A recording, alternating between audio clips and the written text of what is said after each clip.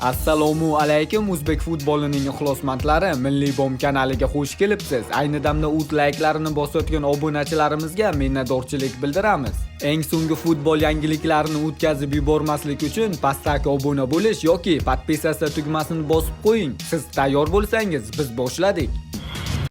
Qarshiliklarda katta yo'qotish. O'zbekiston milliy terma jamoasi va Nasab klubi yarim himoyachisi Akmal Mazgavoy legionerga aylandi.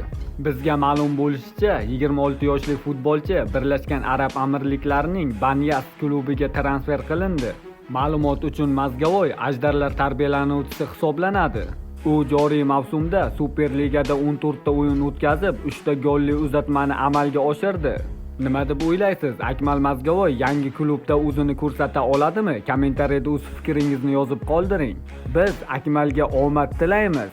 Superliganing 14-turidan o'rin olgan o'yinlar yakuniga yetdi. Chempionat Aziya sayti tur ramziy jamoasini tuzib chiqdi. 14-tur ramziy jamoasi 3-4-3 ko'rinishda bo'ldi. Sizningcha bu ramziy terma jamoaga yana qaysi futbolchilar loyiq edi? Kommentariyada o'z fikringizni yozib qoldiring. Siz bilan Milliy bom kanali bo'ldi. Milliy bomdan uzoqlashmang. Siz kutgan va bilishni xohlagan ma'lumotlar hali oldinda. Sog' va salomat bo'ling.